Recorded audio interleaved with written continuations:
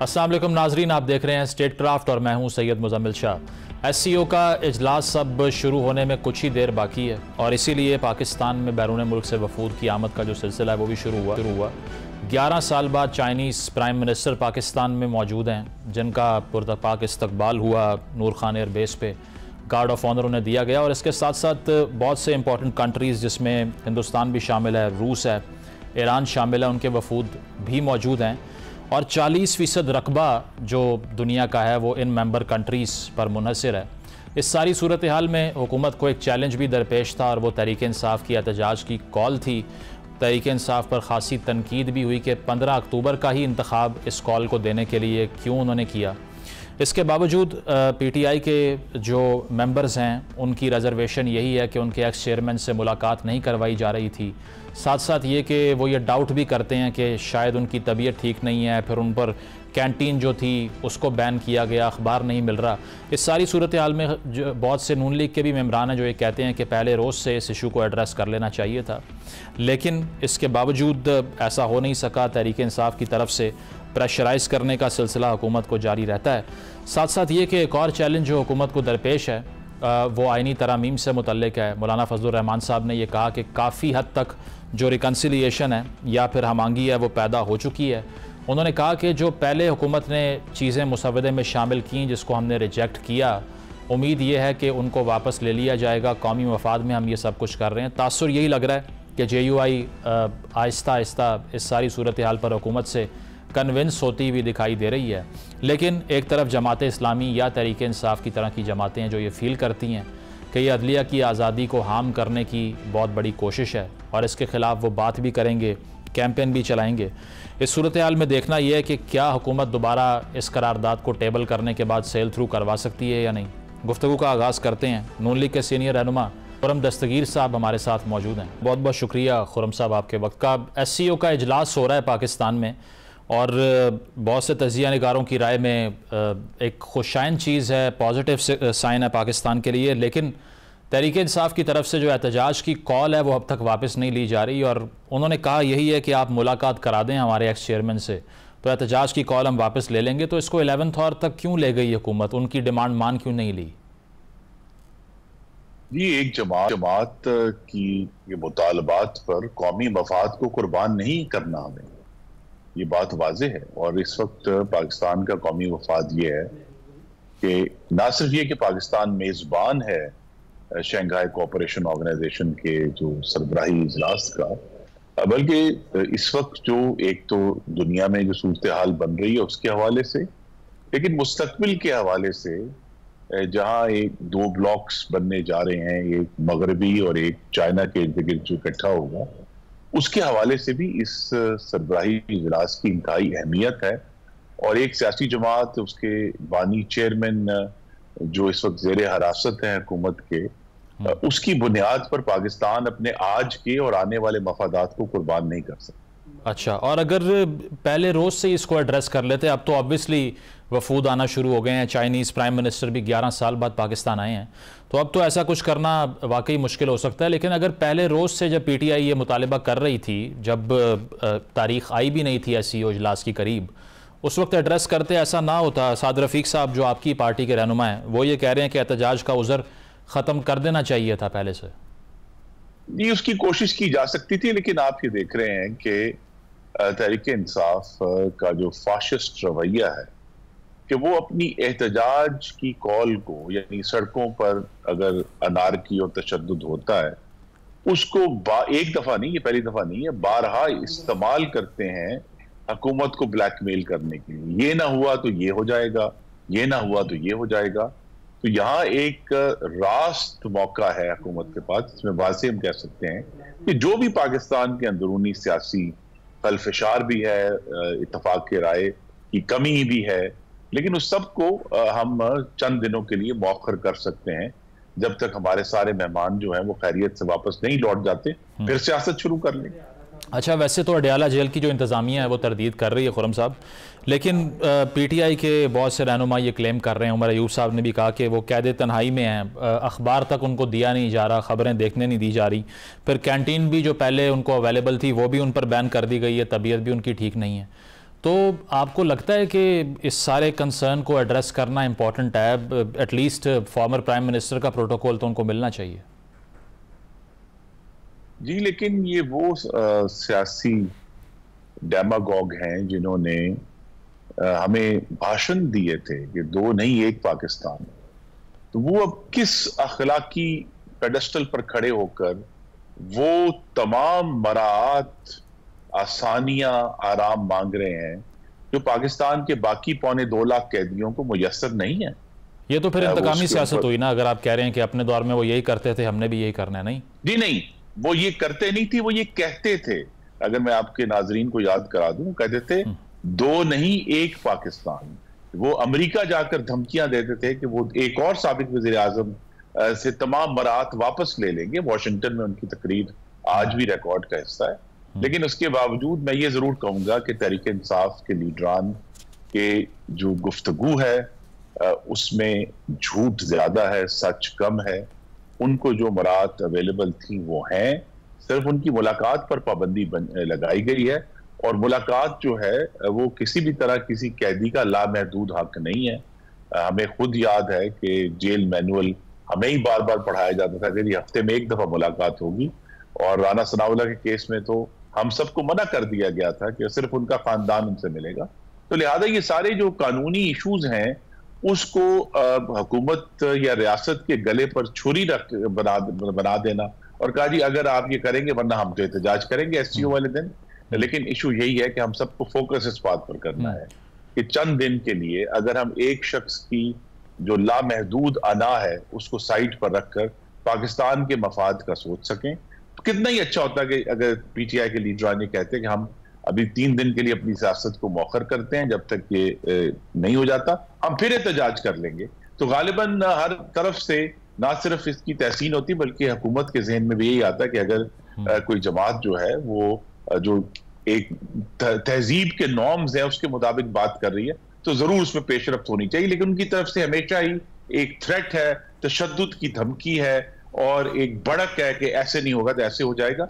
Issue यही है कि पाकिस्तान के पास एक बहुत मौका है कि एक तकरीबन दुनिया की 40% आबादी जो है वो इस वक्त उसके एससीओ और अरकान के मुल्कों में रहते हैं। पाकिस्तान जो दुनिया के जो न्यूक्लियर पावर्स हैं उनकी भी गालिब तादाद जो है वो एससीओ का हिस्सा है।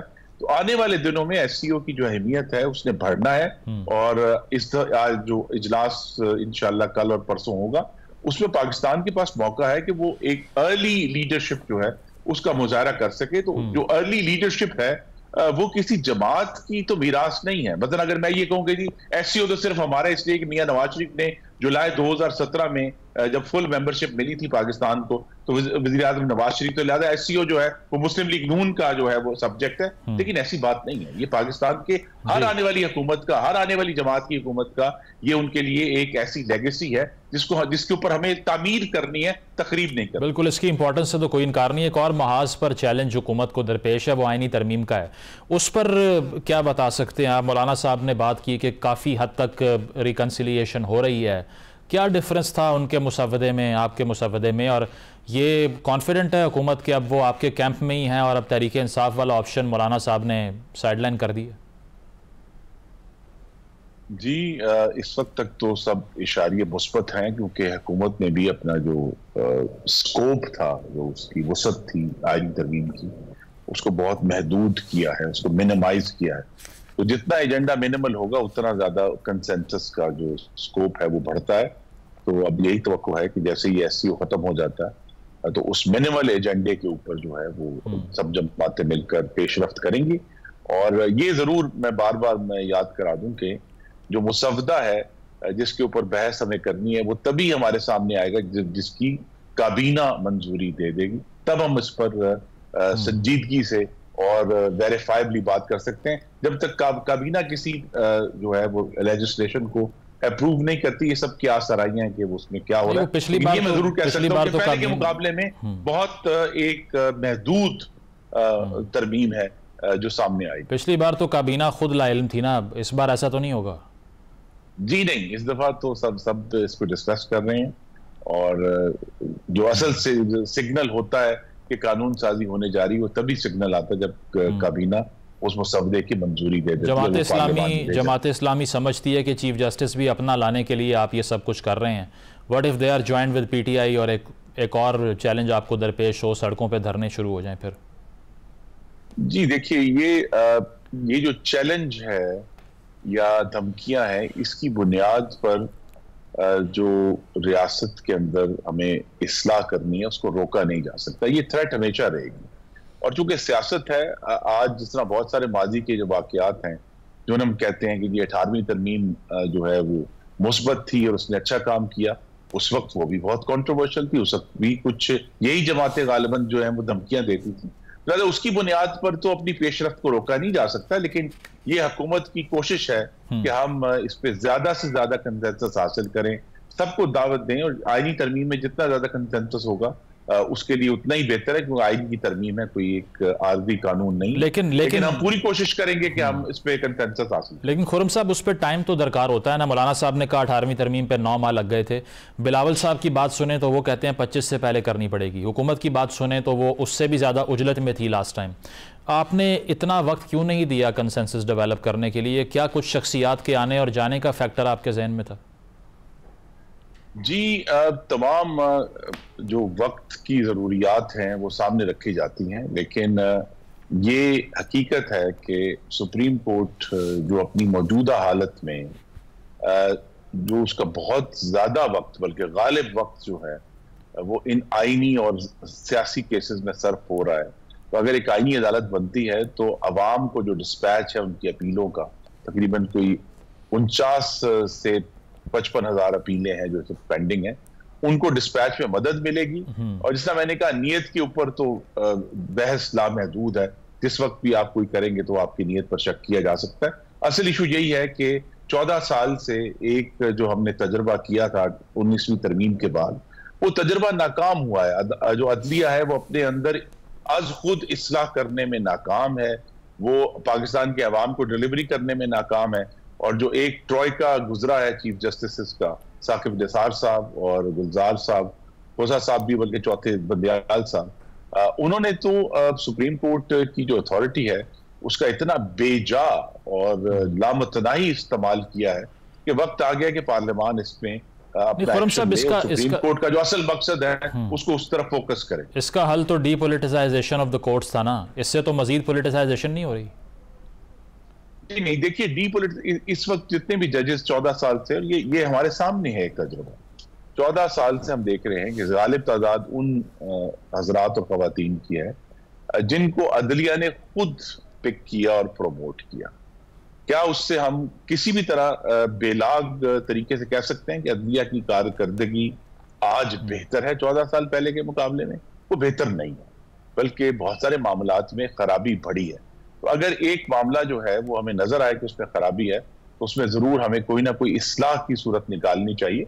ये एक तरमीम इंशाल्लाह होगी और उससे अगर हम समझें कि बेहतरी आ रही है सुप्रीम कोर्ट के डिस्पैच में, जजेस की क्वालिटी में, अगर हम तरीकेकार बदलेंगे तो फिर हम आने वाली पार्लियामान को तो कदगन नहीं है कि वो इसको बदले, लेकिन अब वक्त आ गया 14 साल के बाद कि अब हम अपनी पेशरफ्त करें, क्योंकि जो मौजूदा निजाम है उसके अंदर तो कोई ऐसी सूरत या अच्छाई हमें नजर नहीं आ रही जिसको प्रिजर्व करना जरूरी है। हुकूमत के नाक़दीन और पीटीआई के कुछ लोग ये समझते हैं कि हुकूमत को बताया गया कि आईनी तरमीम अगर आपसे ना हुई तो फिर आप फारिग हैं।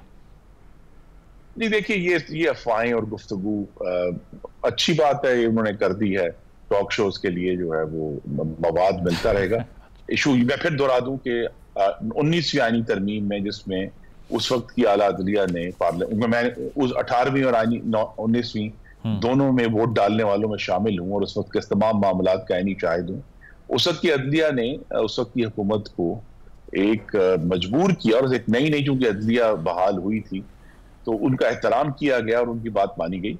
लेकिन पार्लियामान का रोल जजेस की जो अपॉइंटमेंट है उसमें होगा तो इसमें शफाफियत आएगी, ज्यादा सवालात उठाने का मौका मिलेगा और उससे हमारी उम्मीद तवक्को ये की जा सकती है। जरूरी नहीं कि ये रिजल्ट ऐसा ही हाफिज अब्दुल्ला साहब ने भी कहा है। हाँ, तवक्को की जा सकती है कि अगर बेहतर क्वालिटी जजेस की आती है और हमें नजर आता है कि अगले 5 साल में जो 55,000 केसेस या 58,000 केसेस पेंडिंग है वो घटकर 20 रह जाते हैं या 25 रह जाते हैं, फिर हम कहेंगे तजुर्बा कामयाब है और एक बेहतर रिफॉर्म हुआ है। और अगर नहीं होगा तो फिर जो आने वाली पार्लियामान है इससे सबक सीखेगी और कोई फर्क तरमीम करेंगे, हम बेहतर तरीका ढूंढेंगे। एक तासुर ये भी है कि मुस्लिम लीग नवाज के अंदर भी एक ऐसा हल्का है जो नहीं चाहता तरमीम हो। मौलाना साहब की मुलाकात होनी है नवाज शरीफ साहब से, पिछली बार भी वो गालिबन नाराज़ हो गए थे जो कुछ हुआ इतवार के रोज़ पार्लियामान में।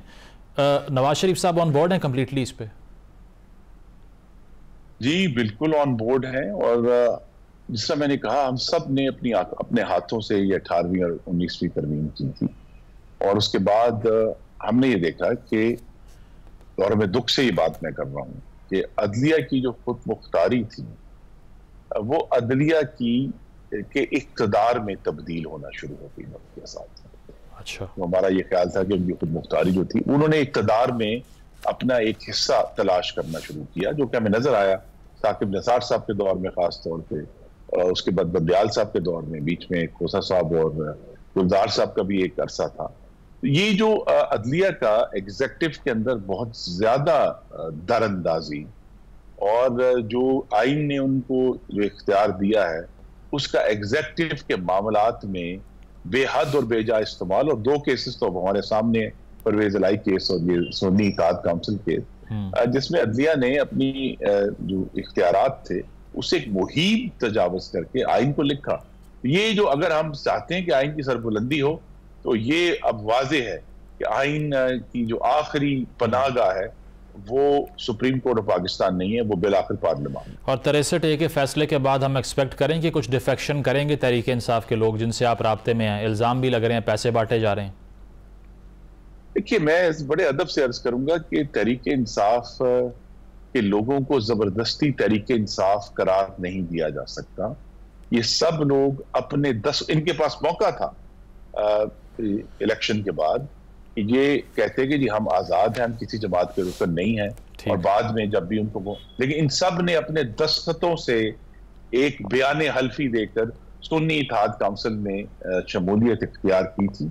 और अब जब जिस शख्स ने अपने हाथों से अपने बयान हल्फी देकर किया है उसको अब मैं और आप या अदालत नहीं कह सकती कि तुम इस जमात के रुकन नहीं हो, तुम उसके रुकन हो, जिस पर उसने दस्तखत की उसी का वो रुकन। ये इशारा है कि आपके कैंप की तरफ वोट कर सकते हैं वो हैं? जी वो लोग हैं, वो जो उनकी जो जमात है या जो उनका इस वक्त कानूनी स्टेटस है, ठीक है, वो उनको रोकता नहीं है ऐसे काम। बहुत बहुत शुक्रिया। खुर्रम दस्तगीर साहब हमारे साथ थे। उनका कहना यही था कि कंसेंसस डेवलप करना था इस पे, और इस बार हुकूमत मुसव्वदा भी शेयर कर रही है और इस पे डिबेट भी होगी। एक ब्रेक शामिल करते हैं, ब्रेक के बाद वापस आएंगे। Stay with us. Welcome back नाजरीन। SCO इजलास से मुतल्लिक तहरीक इंसाफ पर खासी तनकीद हुई। क्यों इस रोज़ एहतजाज की कॉल दी गई, इस पर बात की जा रही है, और साथ साथ ये कि PTI ये भी क्लेम करती है कि उनके बहुत से मेंबर्स को करोड़ों रुपए की ऑफ़र की जा रही है कि अगर आइनी तरमीम टेबल होती है तो वो हुकूमत का साथ दे दें। इस सारी सूरत हाल में मौलाना साहब का जो स्टांस है उसको PTI कैसे देख रही है, इस पर गुफ्तगू करते हैं। तहरीक इंसाफ के रहनुमा अहमद अवैस साहब हमारे साथ मौजूद हैं। अहमद साहब, जो एहतजाज की कॉल दी गई थी तहरीक इंसाफ की तरफ से, उस पर खासी तनकीद की हुकूमत ने कि SCO का जो जिस दिन इजलास है उसी रोज़ का इंतखाब हो गया था, तो इस पर क्या रिस्पॉन्स है PTI का? क्योंकि गवर्नमेंट ने तो ये नैरेटिव बना लिया कि एक इंटरनेशनल स्टैचर की एक कॉन्फ्रेंस होने जा रही है और उस पर PTI ने नेशनल इंटरेस्ट को कॉम्प्रोमाइज़ कर दिया, अपना सोचा सिर्फ। देखिए, ये इंटरनेशनल स्ट्रेचर की तो बात करते हैं। पहले तो मैं आपको ये बताऊं कि वो सिर्फ बार बार रिक्वेस्ट कर रहे हैं कि वो इतने दिन से मिलने नहीं दिया जा रहा, इसलिए कि इमरान खान की इतना है कि he is not well. Doctor Asim का मसूद जो है इनके शौकत खानम के, जो उनको देखते हैं, उनको कहा है कि आज उनको आप मिलने की इजाजत दें, वो मुआयना कर लें उनका। और ये अपनी कॉल भी फौरन उसके अकॉर्डिंगली वो कॉल ऑफ जो है वो कह चुके हैं कि हम इन द नेशनल इंटरेस्ट को खत्म कर लेंगे। लेकिन ये समझ नहीं आती कि इसमें क्या कबाहत है कि एक जेल में है वो और कोई उनके ऊपर कोई कन्विक्शन भी कोई नहीं है, एक अंडर ट्रायल उनको सिर्फ एक्यूज्ड है, क्योंकि जितनी कन्विक्शन थी वो तो सब में बरी हो गए हैं। तो ये एटीट्यूड जो है, ये इस किस्म का स्टबर्न एटीट्यूड जो है, इनह्यूमन एटीट्यूड, इनके मुताल्लिक उनको ख्याल नहीं आता। ये ख्याल आ रहा है कि जी वो इंटरनेशनल कॉन्फ्रेंस वाले तो वैसे मजाक उड़ाने सारे, एक नॉन जो है गैर नुमाइंदा हुकूमत बन के बैठी हुई है पार्लियामेंट के अंदर और वो इजलास बुला रही है। नहीं, वैसे तो 11 साल बाद चीन के वजीर आजम आए हैं, तो इस इशू के ऊपर आपको नहीं लगता कि स्टांस ऐसा लेना चाहिए जिसमें फिलहाल जो भी गवर्नमेंट रिप्रेजेंट कर रही है एससीओ में पाकिस्तान को? ये तो तैयार है जी, वो तो कह रहे हैं, पीटीआई तो कह रही है कि हम इसको खत्म कर लेंगे, कॉल ऑफ कर देंगे, उनको डॉक्टर को तो मिलने दें कम से कम। अच्छा, आप अडयाला जेल का जो इंतज़ामिया है जो कहती है कि ऐसा कुछ नहीं है कि उनकी तबीयत ख़राब है या उनको कैफेटेरिया अलाउड नहीं है या अखबार नहीं मिल रहा, आप उस पर भी ट्रस्ट नहीं करते? अगर ठीक है तो फिर वो एक मतलब है कि वहाँ के इंचार्ज हैं फेमस डॉक्टर, वो आगे भी इनका मुआयना करते हैं, वो अगर आके देख लेते हैं तो इसमें क्या बुराई है फिर। अच्छा, और इसके साथ साथ जो आईनी तरमीम पर हुकूमत अब कर रही है, मौलाना साहब ने भी ये कहा कि काफ़ी हद तक हम मांगी पैदा हो चुकी है, मुसवदे में जो चीज़ें जिस पर हमें एतराज़ था वो हुकूमत उम्मीद है वापस ले लेगी, तो पीटीआई फिर क्या फील कर रही है कि अगर मौलाना साहब चले जाते हैं हुकूमत के कैंप में तो आपके लिए तो लूज लूज गेम नहीं है ये? देखिए, सवाल ये है कि वो हुकूमत के कैंप में चले जाएं या नहीं जाते हैं। पीटीआई का तो बड़ा एक प्रिंसिपल स्टांस लिया हुआ है और सो फार जो मौलाना से लेटेस्ट गुफ्तगू में भी उनका भी यही था कि ये जो कॉन्स्टिट्यूशन कोर्ट है, 200 केसेस सिर्फ कॉन्स्टिट्यूशन मैटर जो हैं जिनके, वो टोटल 200 केसेस है, तो 200 केसेस के लिए एक पूरा आप एक निजाम बदल देंगे, बेतुके से बात लगती है। इसका मतलब है कि जो पसे पर्दा जो है कोई और इनकी जो है नीयत है जिसके लिए सब कुछ हो रहा है। तो बहरहाल एक स्टांस है वो इनका पीटीआई का, वो अपनी स्टांस के ऊपर तो रहेंगे, और अगर ये जिस तरीके से या गलत तरीकों से अगर ये अमेंडमेंट कर लेते हैं, क्योंकि कॉन्स्टिट्यूशन के अमेंडमेंट का ये तरीकेकार तो नहीं है, आप ओपन डिबेट खोलेंगे, पार्लियामेंट में भी बात होगी, देखी जाएगी, फिर उसके में जैसे होगा। ये नुकसान जो है ये स्टेट लेवल को, पाकिस्तान की रियासत को नुकसान होगा, इससे पीटीआई को तो नुकसान कोई नहीं है। तो जेयूआई कहती है, जेयूआई का जो मौक़िफ़ है जेयूआई का कि आईनी अदालत की बजाय आप आईनी बेंच तश्कील दे दें, उसको पीटीआई सपोर्ट करती है? आपको रैशनल लगता है ये? जी बिल्कुल, हमने तो ये आउटराइटली सपोर्ट किया इस बात को। आपको देखो कि मैंने भी शुरू से अपने प्रोग्राम से भी ये बात की है कि एक आईनी बेंच बना दें आप, जो 5 रुकनी बेंच हो, परमानेंटली वो कॉन्स्टिट्यूशन मैटर को ही सुने। अच्छा, और मसला ठीक हो जाएगा सारा, और वो पर्पस भी सर्व हो जाएगा, और वो सुप्रीम कोर्ट के डिसिप्लिन के अंदर ही होगा। बिलावल भुट्टो साहब कह रहे हैं कि कायदे आज़म मोहम्मद अली जिन्ना ने सबसे पहले वफाकी आईनी अदालत की तजवीज़ पेश की थी, तो हम तो जिन्ना साहब का जो आइडिया था उस पर अमल कर रहे हैं। वो भुट्टो, उसको बिलावल को तो ये नहीं पता होता कि क्या कह रहे हैं वो किस कंटेक्स्ट में बात हुई थी, कभी उनसे ये भी तो पूछे। अच्छा, उस वक्त तो आईन भी नहीं बना हुआ था। नहीं, वो उन्होंने कहा कि जिन्ना साहब की ख्वाहिश थी कि ऐसा किया जाए। कहाँ ख्वाहिश थी वो बताए ना, कहाँ पे उनकी ये ख्वाहिश थी? वो स्पीच पूरी सुनी जाए, उसको पूरे कॉन्टेक्स्ट में देखा जाए कि वो क्या किस शक्ल में थी वो। अच्छा, इसके साथ जो अब तक मुसव्वदे की डिटेल सामने आई है, अब उसमें यही है कि 7 अरकान होंगे वफाकी आईनी अदालत के, चीफ जस्टिस साहब समेत। इसके अलावा आईनी अदालत के चीफ जस्टिस होंगे, 2 सीनियर तरीन जजेस जो हैं वो उसके रुकन होंगे, फिर अटॉर्नी जनरल का भी नाम है, बार काउंसिल का नुमाइंदा होगा, वजीर कानून होगा। तो ये जो फ्रेमवर्क है, इस पर भी एतराज़ है कोई आपको? जी बिल्कुल, इस पर एतराज़ है, क्योंकि इसमें तो उनकी मेजॉरिटी है। आप देखिए, देखिए ना, ये तो मेजॉरिटी तो उनकी है। वो ये नॉमिनेट, इसका मतलब है कि आप चीफ जस्टिस से लेकर बेंच के जितने जजेस होंगे वो सब नॉमिनेटेड होंगे बाय द गवर्नमेंट, और इन अदर वर्ड्स के गवर्नमेंट जो है वो उसके थंब के अंडर होगी। फेडरल कॉन्स्टिट्यूशन कोर्ट जो है वो directly under the control of executive होगी। तो फिर वो तो इंडिपेंडेंस ऑफ जुडिशरी का तो तस्वर ही खत्म हो गया उसके साथ। बहुत बहुत शुक्रिया। अहमद अवैस साहब हमारे मौजूद थे, और अब भी वो ये कह रहे हैं कि तहरीक इंसाफ ये फील करती है कि काजी फ़ायज़ ईसा साहब को हुकूमत का गालिबन प्लान ये है कि वो आईनी अदालत में लेकर आएँ। कितनी सदाकत है ये तो वक्त ही साबित करेगा। एक ब्रेक शामिल करते हैं, ब्रेक के बाद वापस आएंगे। Stay with us. Welcome back नाज़रीन। SCO इजलास को पाकिस्तान के लिए ख़ासा अहमियत का हामिल करार दिया जा रहा है और ये भी लोग कह रहे हैं कि सिफारती सतह पर पाकिस्तान मेज़बान ममालिक के साथ एक चैनल ऑफ कम्युनिकेशन शुरू कर सकता है। तो इसकी इम्पोर्टेंस क्या होगी और साथ साथ ये कि SCO के तहत पाकिस्तान वो कौन से ऐसे रीजनल गोल्स हैं जिन पर गुफ्तगू शुरू कर सकता है, इस पर बात करते हैं।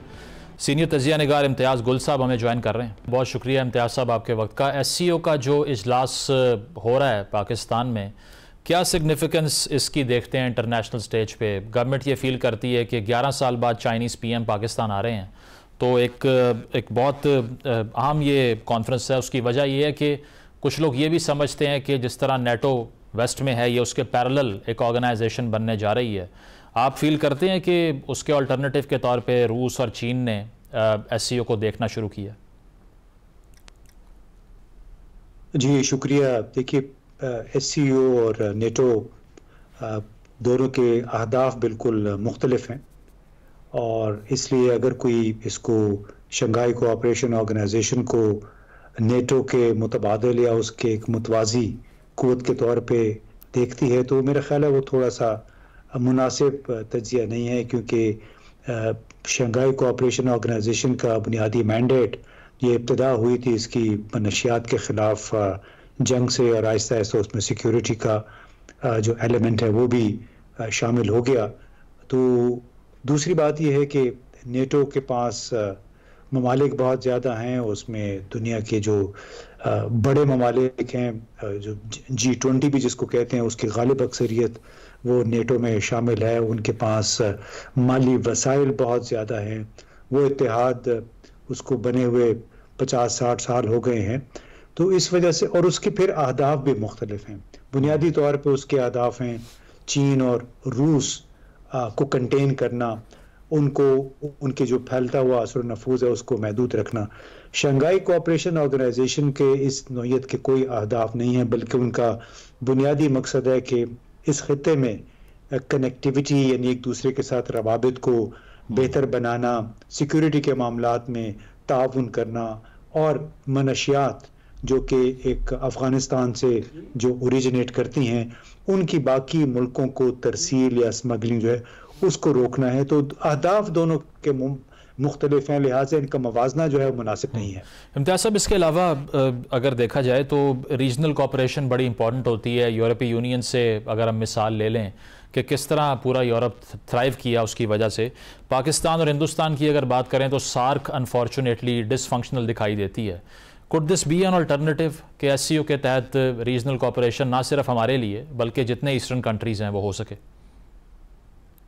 देखिए, जैसे मैंने कहा कि शंघाई कोऑपरेशन ऑर्गेनाइजेशन का बुनियादी ताल्लुक कोई इक्तिसादियात के साथ नहीं है, कॉमर्स इकोनॉमी के साथ नहीं है।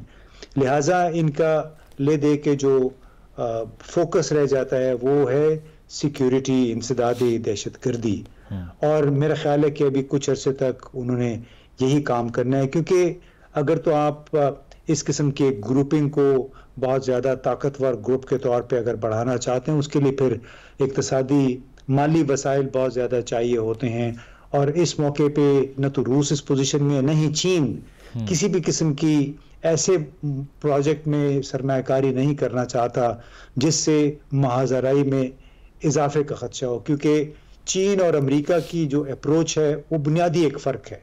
चीन इक्तिसादी क़ुव्वत के ज़रिए, इक्तिसादी ताउन के ज़रिए अपना असर नफूज़ दुनिया में फैला रहा है, जबकि NATO का जो हमने देखा है गुज़िश्ता 40-50 बरसों में, उसका वतीरा ये रहा कि जहाँ भी कॉन्फ्लिक्ट होता है, जहाँ भी मगरबी ममालिक ख़ास तौर पर अमेरिका के मफादात जो ख़तरे में नज़र आते हैं, वहाँ पे फिर NATO को आगे कर दिया जाता है। चाहे वो इराक में था, आपने देखा, चाहे अफ़गानिस्तान में था, उससे पहले बाल्कन स्टेट्स में, यूगोस्लाविया वगैरह। तो जहाँ पे भी उनको अपने मफादात ख़तरे में नज़र आते हैं वो फ़ौज कशी करते हैं, फ़ौज को इस्तेमाल करते हैं, यानी मिलिट्री मसल वो इस्तेमाल करते हैं। जबकि चीन की अप्रोच वो बुनियादी तौर पे इक्तिसादी है, कनेक्टिविटी की है। लिहाजा मेरा ख्याल है उनका जो फोकस है फिलहाल वो यही रहेगा। और चीन जो है वो कंपटीशन पे यकीन करता है, कन्फ्रंटेशन पे नहीं। इसके अलावा भारत की अगर हम बात करें तो जयशंकर साहब का यहाँ आना कैसा जेस्चर है? काफ़ी अरसे बाद कोई भारतीय वजीर खारजा पाकिस्तान आ रहे हैं। देखिए, शायद अब भारत की वो एक पॉलिसी थी जो 2014 में शुरू हुई और जिसमें बड़ी शिद्दत आई 2016 मार्च में कुलभूषण जाधव के गिरफ्तार होने के बाद, कि पाकिस्तान को सबक सिखाना है। पाकिस्तान को जो कश्मीर के लिए उसने इतना अरसा सपोर्ट की, उसको सबक सिखाना है। और अजीत डोवल, उनके जो नेशनल सिक्योरिटी एडवाइज़र हैं, उन्होंने बहुत अरसे से अपना एक मंसूबा बना रखा था। और जब वो नेशनल सिक्योरिटी एडवाइज़र बने 2014 में, तो उसके बाद से मुसलसल उन्होंने एक लाइन ये इख्तियार की कि किस तरीके से पाकिस्तान को बेदस्त व पा करना है, उसको कचोके लगाने हैं। अब शायद हमें खुशफहमी में नहीं होना चाहिए, शायद ये फैसला हुआ हो कि चले थोड़ा सा स्पेस हम पाकिस्तान को दे देते हैं, क्योंकि इस इलाके में, ये इलाका जो है जिसको आप एशिया भी कहते हैं, ये मौजूदा सदी, आइंदा सदी इस इलाके की है। यानी दुनिया के दो बड़े ममालिक चीन और भारत यहाँ पे हैं। इनकी मजमूई आबादी बाकी दुनिया से, आधी दुनिया से ज़्यादा है। तो लिहाजा उनकी शायद ये सोच हो कि कोशिश करें कि पाकिस्तान को जरा सा स्पेस दे दें, इतना बड़ा मुल्क है, यहाँ पे हालात मजीद ख़राब ना हो। तो अभी देखना होगा कि वो जब यहाँ आते हैं जयशंकर साहब, वो तकरीर किस नौयत की करते हैं, क्योंकि उन्होंने तो शुरू से कहा हुआ है कि हमारी दो तरफा कोई मुलाकातें नहीं होनी है। अच्छा, और 45,000 के करीब कैजुअल्टीज़ फ़लस्तीन में हो चुकी हैं। इस कॉन्फ्रेंस के अंदर ईरान का वफ्द भी मौजूद है। आपको लगता है कि इसराइली जो फ़ौज कशी है या एक जेनोसाइड का माहौल जिसको कह सकते हैं वो बन चुका है वहाँ पे, उस पर भी कोई स्टेटमेंट आ सकती है SCO के इजलास के आखिर में? वो देखिए, स्टेटमेंट्स इस नौयत की तो तकरीबन हर कॉन्फ्रेंस में आती रहती हैं, लेकिन सवाल ये है कि वो किस हद तक हकीकत पसंद आना है।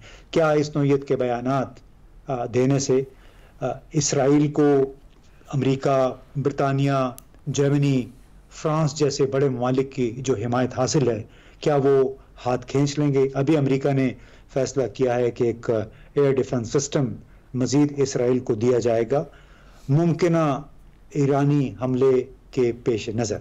तो जब हालात इस तरह हों तो उसमें मेरा ख्याल है कि कोई SCO जैसी कॉन्फ्रेंस जो है उससे कोई फ़र्क नहीं पड़ता, सिवाय इसके कि इसके जो बड़े ममालिक हैं, चीन, रूस, भारत, वो कोई थोड़ी बहुत मजम्मत कर देंगे गाजा के मुसलमानों के खिलाफ, क्योंकि इस वक्त इसराइल कोई सिर्फ फ़लस्तीनियों के खिलाफ नहीं लड़ रहा है, उसने लबनान में बाकायदा दरअंदाजी कर दी है, फौज कशी की हुई है, सीरिया पे वहाँ मुसलसल वो हमले कर रहा है, इस तरह ईरान पे उसने हमला किया है। तो इस वक्त वो 4 मुल्कों के खिलाफ उसने जंग बपा कर रखी है और उसको मुसलसल अमरीकी, जर्मन, बरतानवी माली इमदाद भी हासिल है और फौजी इमदाद भी हासिल है।